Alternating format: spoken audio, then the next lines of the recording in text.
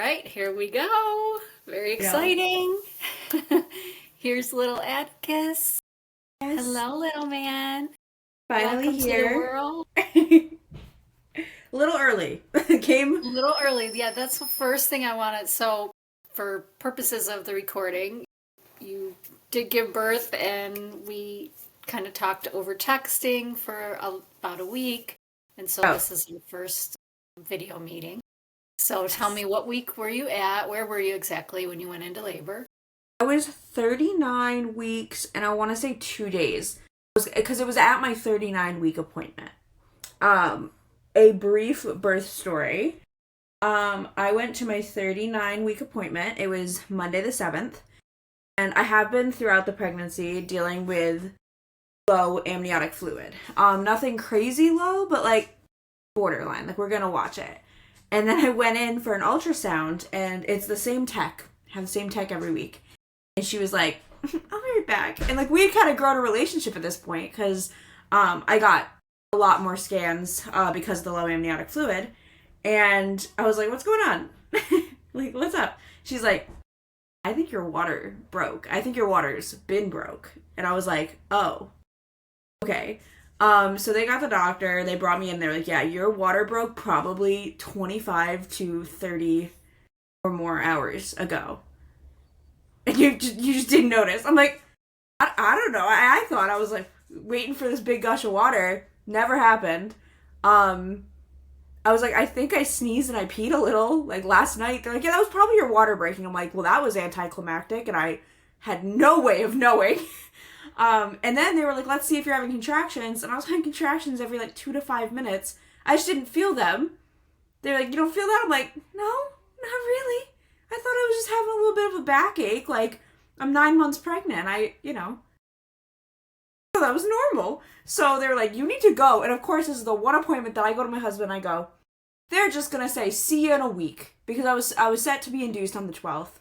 Um, so I was like, "Yeah, they're gonna say see you in a week and make sure I'm not leaking any fluid." Then they were like, "Oh yeah, no, go to the hospital." So I was like, "Okay, I gotta go get my husband and my hospital bags and everything's at my house." So I just thought I was coming in for a quick little check-in. So I came home, got back to the hospital within an hour. I live pretty close. Um, and then we got things started. I was dilated on my own, but we decided to go with Pitocin just because of being my water being broken at that point for so long in an undetermined amount of time, infection and things of that nature. Especially because for whatever reason I had a fever upon admittance. It went away in like an hour. I don't know if I was just stressed out and like running around my house trying to like take care of my dogs and grab my bags and stuff, and I like overheated or whatever. But I had a fever, so they were like, "Oh my god." So they started Pitocin and were like trying to get me going. Labored all night, got an epidural because at 4 centimeters I said no thank you. And then by 7 a.m. or 8 a.m., 7, 8, I was still 4 centimeters. And I was like, "Oh my God, my body is stalling. This is not what I need." And my epidural was kind of weird. I was one of those people that had it. It worked, but it worked in one side better than the other. And by the time I gave birth, I could feel, move, and use my feet because I pushed on all fours. And they were like, "You can do that?" I'm like, "Yeah, I can feel my legs. Like, can I feel like my stomach or my crotch or my upper thigh? No, but I can feel my legs." So don't know if that was supposed to happen. But then around 8 o'clock, I went from 4 to 10 centimeters in an hour, and or 9 o'clock, and my sister was coming into the hospital. I call her. She's on the other side. She's at the ER, and I call her. Me and my husband were like, "Run!" Like, doctor is gloving up. Like, you need to be here now. She runs in with breakfast sandwiches, coffee. Like, she was just coming for a chill morning. We did not think it was going to go that fast. And then I pushed for an hour and a half and he was here. He was here by 11 o'clock. Oh, that is beautiful. I just Didn't go to love birth plan. stories. I love hearing them. I can't. I just can't get enough. It didn't go to plan, which was, I'm glad we had talked prior. And like, you'd been like, things might not go to plan and that's okay. Because I'm telling you, every time something I was like, "Yes, this is it," did not go to plan. But he's here. He's healthy. I'm healthy. Can't ask for more. You look fantastic. So Thank This you. morning sickness of 9 months has left you. Are you feeling like a different person? During labor, threw up once in the middle of the night, like while I was laboring. They said that was like probably transition, where I felt so bad too. My nurse had like just left the room, and I was like, thank God, I'm gonna throw up. So I threw up on the floor, and she was very nice about it. And then I threw up directly after labor. Thank God for my husband, because I threw up on him, and he was so nice to me about it. Because I literally was like, puke bag, please, anyone. Because I did, unfortunately, tear, and I also had a lot of blood loss, so they were trying to work on me. That is one thing that did not go to plan. Like my husband wanted to cut the umbilical cord. That did not happen because it became me emergent situation. He was perfect. He came out. They were like, let's get him on mom. We had some skin to skin, but I actually, and I have pictures of it too. Like I couldn't even understand what had just happened because I went into complete shock. My body was shaking from the epidural so badly. And then I like couldn't speak. I couldn't do much. I was like looking up, like just shaking, like what is going on. But he did get skin to skin with me. And once they got me sorted out, I was definitely able to enjoy that skin to skin. But yeah, no, it was, once that had happened, it was kind of emergent where like, what? It was just like, they were trying to move me. They weren't sure if they would need to move me because I was close to hemorrhaging. It was a little scary there for a minute. And like 20 people rushed into the room. Did projectile vomit on my husband again. But that was the last time I vomited. I was like, after that, I was like, oh, I don't need a Zofran prescription anymore. And everyone was like, I literally said to the doctors who were working on me and stitching me up, I was like, I'm so happy to not be pregnant. Like, so happy I have him. But I have not felt like myself in 9 months. And automatically it was like, I'm me again. Like, I'm not sick. I don't feel that way. I feel like me.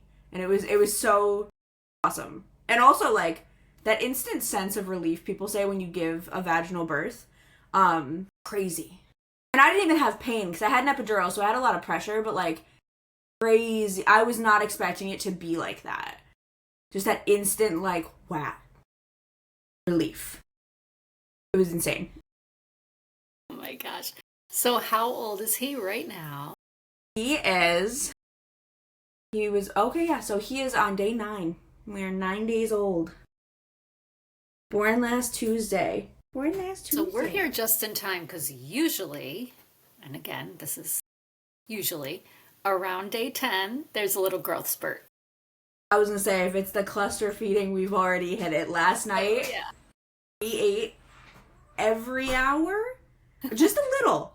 He has only eaten a little bit every hour. It's like, I don't know, we were doing ounces, but then it became less, so we're doing mLs now. It was like 30 mLs an hour, at least, and then he will breastfeed. That is going better. Because at first I was like, oh my god, this is the worst. Nothing is working. He is not latching.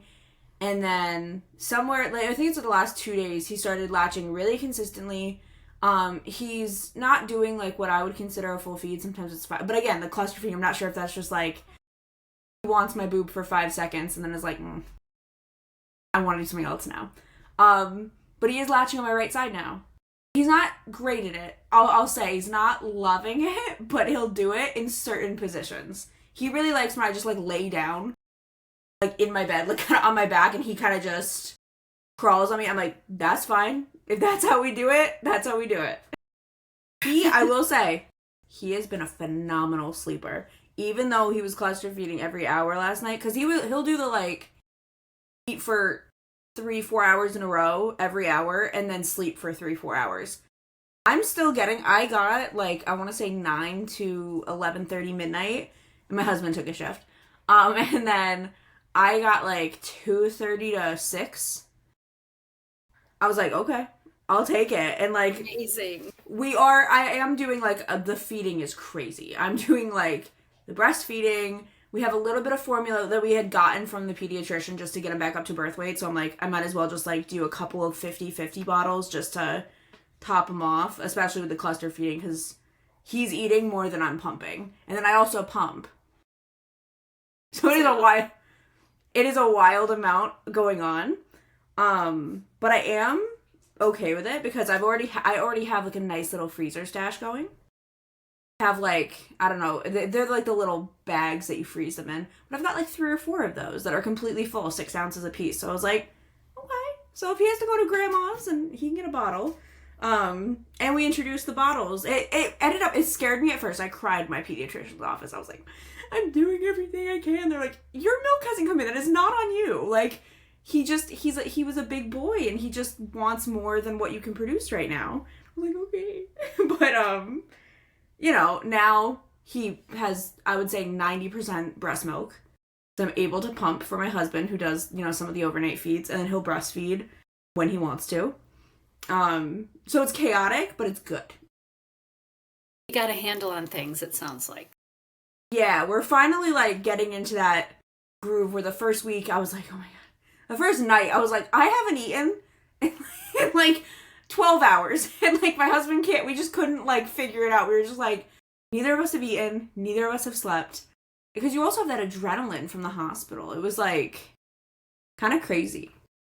Like, just trying to, like, come down. So you mean, like, the first night home? Yeah, like, because we only stayed for 48 hours from admittance to the end. So, like, I had one night of labor at the hospital. I stayed one night with the baby. And then I left. So the first night home, I was like, I'm still, like, so adrenaline pumping here. Like, I'm still, like, awake. So I stayed up so late, and my husband's like, you need to sleep. I'm like, I know I need to sleep. And then the second night is where, like, the wall really hit. But I would say, yeah, like, day 7, 8 is where I was like, okay, I have a little schedule going. We keep a little notebook. So, like, when my husband does go down to sleep, and I get up for my shift, we have, like, a little notebook so I know, okay, he peed then, and we changed the diaper here, and we fed here for this long, or this many ounces, or whatever. So we're, like, working together to know what's going on and where we're at. And we're both getting, like, adequate sleep now, so that's fun. So I wanted you to tell me, for purposes, I heard the story already, but for purposes of the recording, because this is so important, tell me about what happened with the whole circumcision. When did they take him? How did that all pan out? And what was the result of that? Yeah, it was tough. And that was probably the biggest, challenge. And it's so tough because, like, the staff, I had so many great staff at my hospital. And so many people who made the birth really great. And then I feel like it was the not direct care staff, like, not the nurses, not the midwives, who really threw off, like, my first, I would say probably week home, because we decided to get Atticus circumcised, and I was still getting the hang of breastfeeding, and I was actually waiting for a lactation consultant to come in, because my hospital is great about having, they check on you, like, every, I think it's, like, 3 or 4 hours on hand at the hospital. Because it's a really small facility. I think we was only allowed to have, like, 15, 20 women at a time birthing. So it's very personalized. And I was set to feed him, I think it was in a half hour, 45 minutes, and they go, oh, we're here to take him for his circumcision. And I go, okay, I haven't had, like, a full feed on him, so he's probably doing around 35, 45 minutes. And will he be back in time for that? Or, like, even if it was, like, an hour, would he be back? And they were like, oh yeah, he'll be back. And I was like, okay, great. So they took him. How old was he at this point? Monday? Because we went home on Wednesday. No, Thursday or Tuesday? No, we went home on Wednesday. We went home on Wednesday around 4:00. So he was a day old at that. So yeah, he was 1 day old, and they said, okay, we're gonna take him for his circumcision. And I go, okay. And they assured me he would be back in time for a feeding. And then whoever was in the area that they did it, they were like, oh, he needs to get his infant testing done, so let's just take him for that. But no one told me. No one called my room. Not a nurse came in. So he's gone for like 2 hours. I'm like, where is my baby? And it ended up, I think it was even longer than 2 hours. It's so fuzzy. But he was like, he was gone for a considerable amount of time. So much so that I sent my husband home to, like, check on our dogs, grab me some fresh clothes, like, the whole 9. He came back and was like, where's our baby? Like, I left, like, an hour or two ago. I'm like, I guess still getting circumcised. And they came back. And he was, first off, so fussy, which, like, I would expect after a circumcision. But then they're like, oh, yeah, he also did the infant testing. They showed me where they stuck him on his foot. They said that, like, they were joking with me because at the beginning of my stay, I had some problems with I had to get an IV team because my body just did not want to have IVs or blood drawn or anything. And they said he was kind of the same way. And then they said that also for the circumcision, they typically give a syringe of sugar gel to their mouths just to help keep them calm, which they explained to me and I was fine with. But because he hadn't eaten, he was on an empty tummy, he threw up. So he was, like, miserable when he got back to me. And at that point, the lactation consultant did come in, and he was so inconsolable that we could not get him to latch, like, me or her. Eventually we did, but it was just, like, I felt like from that point forward, we never caught up because he was so inconsolable at that point from being so hungry. Then the latch never got really sorted out. And then by the time I went to the pediatrician, so that was Wednesday morning. That whole night that was our first night home. He was inconsolable. My milk hadn't fully come in yet. So I was expressing colostrum and syringe feeding him every couple of hours as much as I could. And I brought him to the pediatrician and they're like, yeah, he's lost too much of his birth weight. He went from 8 pounds, 3 ounces on delivery down to, I think he was 7 pounds, 8 ounces at the doctor. And then, we started formula feeding, which, again, I was fine with. I was a little upset about just because it was more of like my body's not doing what it should, but they reassured me, like, your milk hasn't come in. That is not anything you can do about that. But, yeah, it turned out like it just threw our whole feeding thing off. And even still, we still have challenges with feeding, just because, like, he doesn't latch perfectly every time, and getting him to latch is, like, been an issue. My right side, he's only latched 3 or 4 times in the week we've been home, which is great, and, like, I'm very happy we're figuring it out, but, that could have been circumnavigated, I feel like, at the hospital.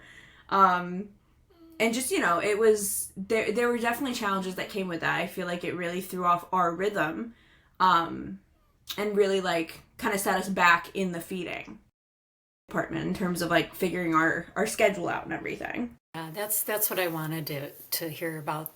That's why I wanted to hear about that, because it really can. And a lot of moms who are already, like, in the mindset of, I'm going to try breastfeeding, but, I'm not going to stress about it. If it doesn't work, I'll just put them on formula.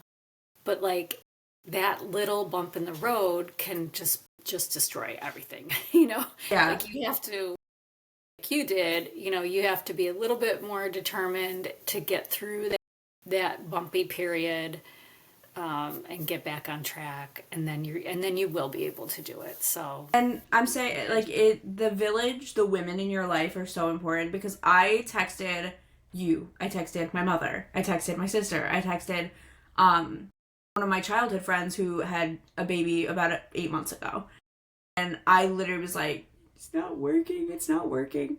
And everyone kept saying, like, I know it's tough, but just keep trying. They're like, it's okay if you have to supplement, but, like, don't stop offering it.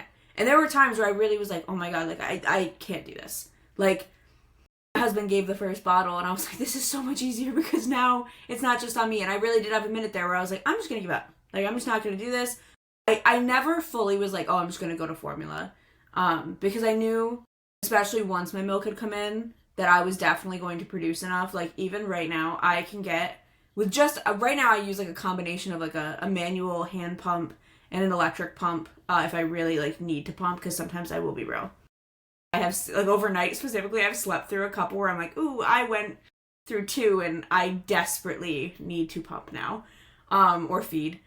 But the pumps, I can get 3 to 5 ounces in a 20-minute session, usually. So I was like, okay, I can definitely produce enough for him.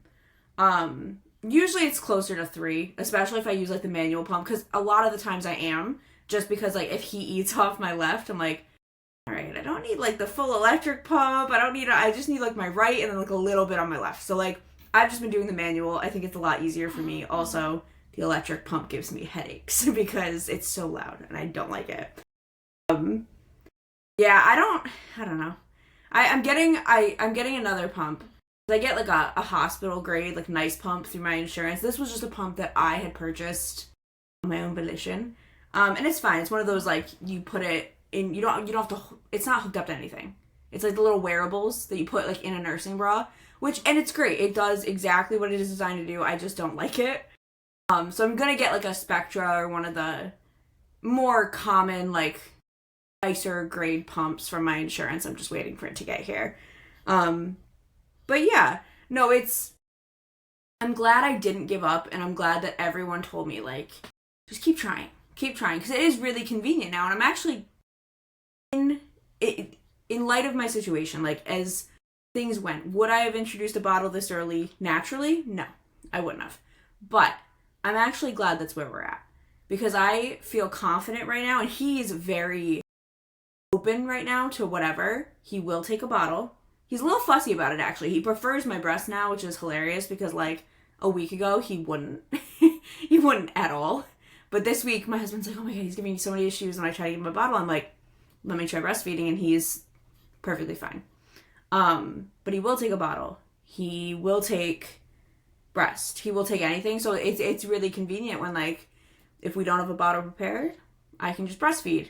If I need to sleep or like get something done, shower, whatever, and he's hungry, my husband can just prepare a breast milk bottle for him. And it's like, it ended up leveling out where I'm very happy with where we're at, but I'm very glad I didn't give up because I really thought about it. And I'm really thankful for the women in my life who said, don't. Like, just keep trying. It doesn't have to be perfect. He will learn. And also, that's the other thing. Everyone kept telling me he's 7 days old. He's 6 days old.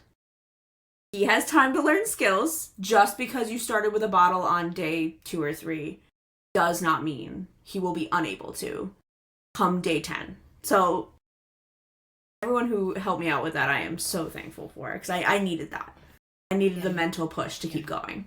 I mean, when you're there alone, it's just you and the baby, and you can't get him to latch, and he's hungry, that's a tough moment. And if nobody's, there, or at least in your head saying, some positive vibes for you. Yeah. It's very easy to just say, why am I doing this? It's not going to work. It's not going to work. But there's things we can do. I was with a mom overnight, her first night home, and same thing. Baby was circumcised. And from that moment, it was just rocky for 3-4 days. She's like, I don't understand. And we just had to try a lot. Like, we tried 3 different positions. And so one thing is, like you mentioned, you tried the football hold, or maybe someone suggested that. Yeah. Me, I don't think that's ideal, because unless you have him really lined up perfectly, it kind of takes work. Like, they have to be able to, like, get their head forward to get to the breast, and they don't have the strength for that. So I advocate for lying on your back, which you said you ended up doing. Yeah, he likes that the best. And then he's on top, and he doesn't have to, move his head to get to anywhere. It's gravity. He's just on top of you, and it's a little bit more natural and easier. So it's what ended up happening with the client who was having trouble that night. And the baby she's like, I know he's hungry. He's screaming. His mouth is wide open. My boob is in his mouth, and he just won't close. That is the worst. I kept telling my husband that, because my husband, he would start to get a little frustrated when, like, we'd be bottle feeding, and he's like not quite eating, or he's just sitting there with it in his mouth, but he's crying and he's hungry, and he's like, oh my god. I'm like, I hope you know that exact feeling. Like, that's what I'm feeling when he's on my boob. It's in his mouth, and he's just sitting there screaming. I'm like, buddy, one more step. We just gotta close the mouth. That's it. But no, that is definitely a better position, because I did the football hold in the hospital, and he liked it a lot on my left side when I had the boppy, but it felt like a lot of setup. It felt like a lot of, like, this had to be the perfect, and it would take me like 20 minutes to get him latched, which was hilarious because he'd want to sleep so soon after. I'm like, I literally spend the whole time you're awake getting you to eat, getting you latched, and then burping you, and you're like immediately back down to sleep. It was like feeding was the only thing we had time for, so you get cranky. That is one thing too. He hates being changed. He hates being naked. He hates being cold. And I feel so bad. He came last week, and it just happened to be a cold week. like even here today, it's only like 50 something, 40 something this morning, and he was like freezing. I'm like, it's okay, buddy. I'm sorry. We gotta get changed like this because his room is just cold. I'm like, I'm gonna have to get you a little space heater in here because oh my god, and like I have the heat on. It's just cold in this room. He's a delicate boy about temperature, but no, the laying on top of me, the skin to skin. That's the other thing. The skin to skin. He takes such great contact naps during the day. I'm like, yeah, no, you like that. I know, but he's not terrible in a bassinet either. He's pretty good. I can set him down in a bassinet and he does not scream his head off, which I'm very thankful for because I know a lot of people do not have that luxury. The only thing I do that I think helps, and I don't know if this is recommended or whatever, I got like, or someone got them for me. They're little dogs that you like microwave. They have like the rice and the lilac in it, so you heat it up and it like, I don't know, you can use it on muscles or if you need to like put them on your breast for breastfeeding. And so I put them in his bassinet about 10 minutes before I try to get him to do that first stretch of sleep. And it like heats up his bassinet, so then when he gets in, I take them out. And like when I transfer him, it's not so cold. So I'm like, he won't notice that it's not me. And it actually works out really well to help us get that first 3-hour stretch. In that first part of the night where he's a little bit more, I don't know, he's just more willing to be in the bassinet. Once like 2 a.m. hits, he's like, I want to be held. I want to be loved. But yeah, I'd say as far as that goes, I have a really good sleeper. We just had the issues with the feeding, but we're getting there, you know. I think by 4 weeks old, we'll have it down. For sure. Well, I'm very glad to hear all of that. Looks like we had pretty much a smooth go. I mean, that's as smooth as it gets, to be honest. That's really good. This is a really good news here. Yeah, I would say I trusted my care team. I trusted myself. And he's here. And I'm healing great. So, like, you know, as far as things go, I think I got pretty smooth time with birth, delivery, and like my first kind of week home. He sleeps really well, as you can tell. That's the other thing. We came home, we were like, we're not playing this like, oh, we're gonna whisper and put him in a dark room every time he takes a nap. I'm like, you're napping in the living room. The dogs will be going back and forth. The TV will be on. The vacuum will be on. And he pretty much sleeps through he slept through the Buffalo Bills game yesterday. Like, my husband full on, like, talking football, kind of yelling, not happy with Aaron Rodgers, and he slept the whole time, like just hung out. So, okay, so this is great. I'm loving this. What questions do you have for me?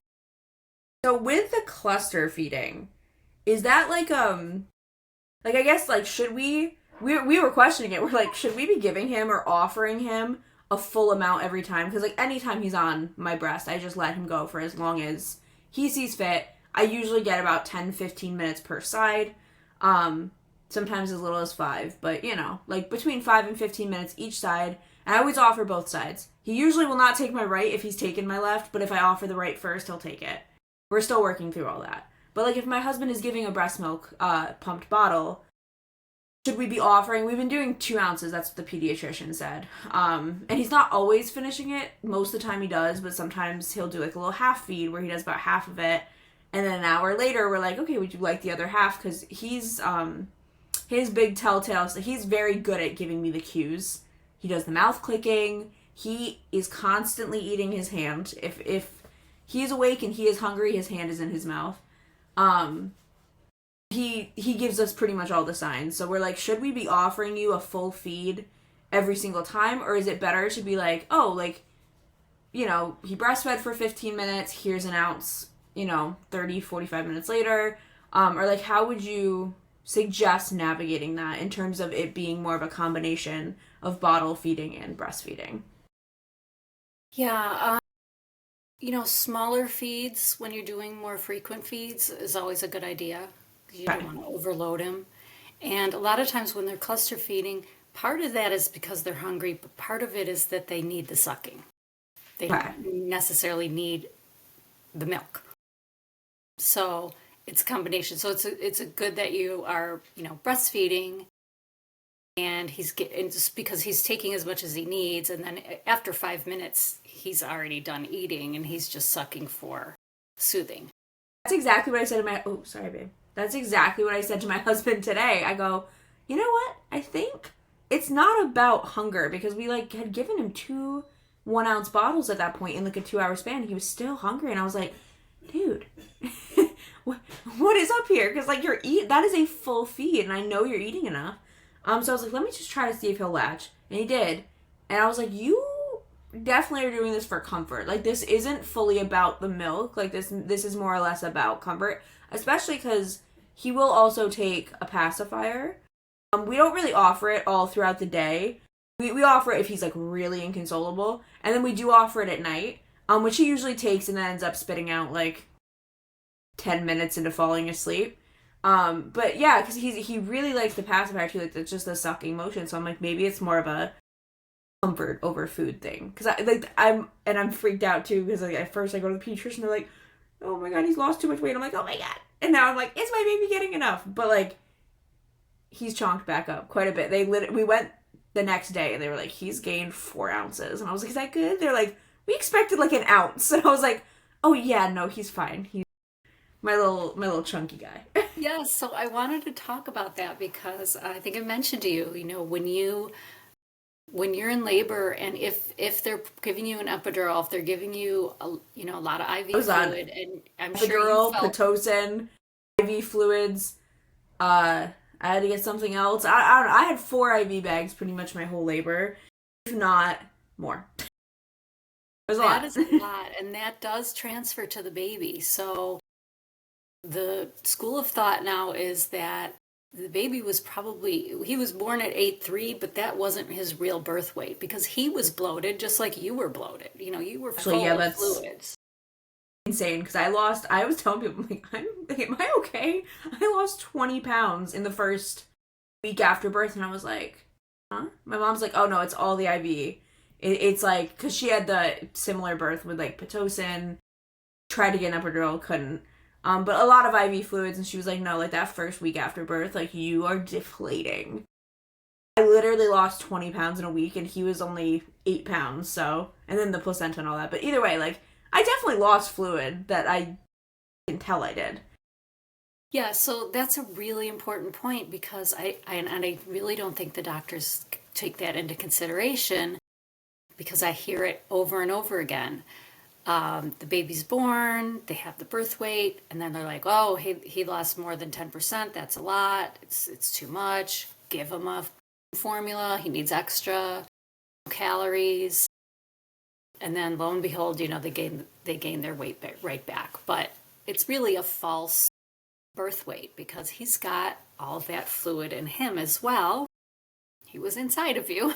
Yeah. He's got all that fluid, and he's got to deflate too. And then, the usual like 10% weight loss. So yeah.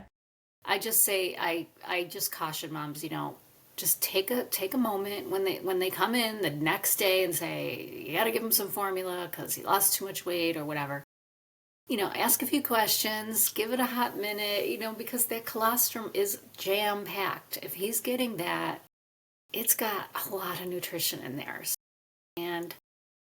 But there's a period of time where he just, they slow down with eating that second day, and then they rev back up again. So it'll happen. I hate when they scare you like that. Yeah, oh my god. We definitely took the formula, especially because he went from 8'3", and we left the hospital, he was, I don't know, he had lost like 5 or 6 ounces at that point. And I was like, okay. And then he lost down to 7'8", and I was like, okay. And I got like a little bit scared, and obviously first time around they were like, oh, the formula, and I was like, okay. So what we would do is we would take the colostrum, because I did collect at 37 weeks, which I'm very glad I did. We would take all that, and like we were like, okay, we'll do a little bit of formula with my breast milk and try to like make sure that he was getting both, because I've talked to you before, and I think we recorded it. I was telling you how worried I was about antibodies, because I was like, oh, I really want him. I had COVID during pregnancy. I had it at 36 weeks, 35 weeks. So I really wanted him to get those antibodies from my breast milk, because like we're coming into RSV season, and he got his RSV vaccine, but I wanted him to have like every fighting chance, every antibody he could, every benefit of breast milk. So I was like, yeah, like the doctor was like, oh yeah, no, just do formula for the first 24-hour period so we can weigh him and make sure he's back. I was like, no. I'm gonna do breast milk with formula because I agree that he needs to gain some weight, but also I want him to have my antibodies. And, I felt like that was a good compromise for us. I was like, great, I know he's getting the calories because I'm a worrywart, but I also know he's getting the antibodies and the benefits of my colostrum. And I really am glad I started collecting at 37, 38 weeks because I had because I did the ice cube thing that we had talked about. I had quite a good stash. I had I want to say 10, 12 ice cubes of colostrum. So I would just let those thaw, or, I could express more as needed. And then just gave that to him, and I was like, okay, I feel like he's getting the best of both worlds right now, so, love that. Good for you. Good for you. You took it on yourself. You had the autonomy to make that decision, and so you don't feel regret about it. So because you did what you needed to do, but what you wanted to do as well. So I'm glad that that. A lot of people were like, oh yeah, just listen to the doctor, and I was like, I mean, yeah, but I don't think giving him my breast milk too or my colostrum is going to harm anything. It's just more.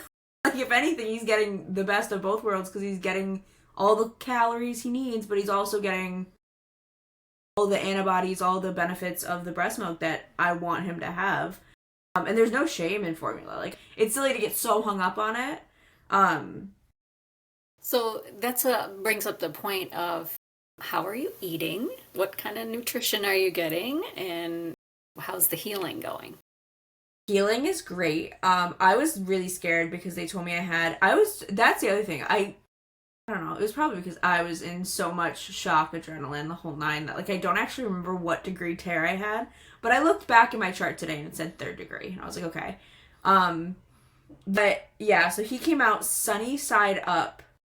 Head down, but sunny side up, and they said his neck was kind of crooked. So when he came out, he did tear me.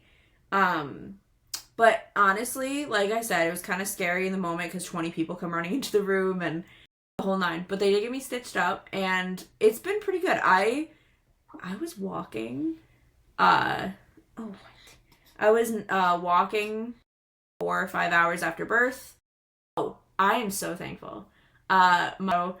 Lots of protein. I think he made us a whole meatloaf. We had chicken. We have, I want to say it's shredded chicken for chicken sliders.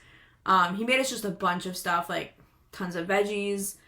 Most of them are pot roast, meatloaf, type whole meals with potatoes and a little bit of everything. So I'm really trying to eat those for them, as much as I can. Doing a lot of oatmeal for breakfast. That's my favorite. Oh. Well, that sounds very good. I like to hear that. The oatmeal, always, good. And you can really load the oatmeal up with extras like hemp seed or chia seeds or flax, I do flax seeds, I would say. Yeah, you just throw those in there. You don't even know they're in there. And avocados, nuts, all those are really good. Yeah. And just warmth that, when you mention the meatloaf, it's the best food ever because just that warm comfort food. It's so good for you. So good for you. My dad dropped off 2 mason jars. He makes this. It's my favorite thing. It's potato soup. He makes it himself. Yes, that's perfect. Soup is awesome. Bone broth, really, really good for healing. I'm a huge broth enthusiast because during the pregnancy, being so sick, soup and broth is pretty much what I lived off of, and it the only thing that kept me hydrated that I could keep down, because I don't know if I've ever said this, I hate water. I don't like the taste of plain water, and I'm this is terrible. I cannot state how important it is to have a good partner. For people watching this, talk to your partner ahead of time because it helps so much. He has done all the dishes. The dogs have been his priority, but there's also always an offer that if I want to do something that isn't the baby to feel normal. The other day he's we needed to get, I don't remember what it was. Oh, newborn clothes too, because I like the mittens hands because of his nails. And he was like, do you want to go into Target? I go, yeah. Because I'd love to go walk around Target for an hour and not, just be me. Just go browse around the Target dollar section during Halloween. That is one of my favorite things to do. And it was so nice to have that time to do something normal for myself. but also to have all the support of people helping us while we are caring for baby. So yeah, no, having your support system is so crucial, and I am so thankful for the people that we do have. Yeah, it sounds like you've got like a 5-star team there. That's fantastic. So the only thing I wanted to just add in is just to let you know, like some of that breast milk you're saving that you're freezing, put some of it in some smaller, maybe the ice cubes or regular ice cube size or little mini ice cubes, because it's so helpful for things like baby acne. I was actually just going to ask about that. He's started, it's hard to see, but like, yeah, just on his chin and his sides, he's getting little pimples. And I'm like, what's this about, buddy? Okay. It's amazing because it has like antifungal, bacterial type factors, properties to it. Properties, yeah. That's a good word. So you can put him on diaper rash. Okay. We're gonna have to start. For it. You can put it in his nose when he gets like really stuffy. Just rub it in his nose a little bit. It's anti-inflammatory. So just keep those little ice cubes as well. I will just put the collectors in and walk around, and just from that alone, I get like 2 ounces at a time, just kind of from having them hang out in my bra. I was like, I don't even have to pull them, but I don't have to work for this. It's just happening. So like, extra ways to collect milk if you're trying to build a stash, just wear milk collectors. Exactly. All the time. Yeah, great idea. Good. Well, I'm glad sounds like everything's really going really well.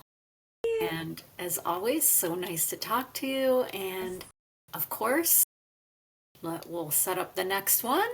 I'm sure you'll have some questions for me. I'm sure I will. We're going day by day. Bundle. New guy. Nice to see him. Nice to meet him. And so we'll talk again soon. But in between, if you want to text me with any messages or, obviously, I'm right So here. trust me, you were one of the first 3 people on Horn. Something happens, I go, I gotta text my sister. I gotta text my mom. I gotta text Deanna. Oh, good. I'm glad to hear it. All right. Well, take care, Cass. We'll see you again. Thanks for watching. Make sure to hit subscribe and the notification bell so you don't miss my weekly check-ins with first-time mom, Kess. I'm going to follow her through her 4th trimester when she brings her baby home, and we'll have lots to talk about. See you there.